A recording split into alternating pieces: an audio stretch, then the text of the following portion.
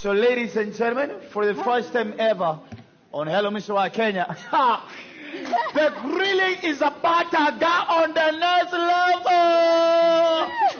Same na deal na we. So, tupige makofi Mama Oti, ladies and gentlemen.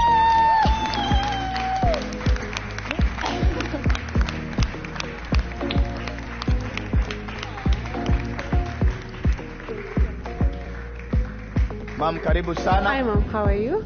Karibu sana. Karibu sana ma'am. Kwa sawa? Ma'am, kaa ukiangalia huko. Naona ushaanza kuangalia ukijaribu kuscrutinize. So ma'am, haijawahi fanyika kwenye show Hello Mr. Right Kenya kwenye siku nyingine. Hii ndio mara ya kwanza ambapo Mr. Right amekuja akasema hata chagua peke yake, kwa maana anamuita mama yake ili aweze kumsaidia kuchagua. So ma'am, ukiangalia wasichana wote hao ndio wasichana tuko nao, na upande mwingine Oti. Yes. B. Na hii ndio kuna hii ndio soko ya Donga. Na hii ni ya Kondele. Sasa kwa Kondele kuna 2 zilibaki. Kuna ngapi? Kuna 2 zimebaki. Unaelewa? Sasa ma'am, sisi hatutauliza hii maswali. Your boy has expected enough to bring you here for you to help him.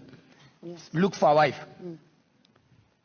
Magindo hayuko pale na nani na Susan.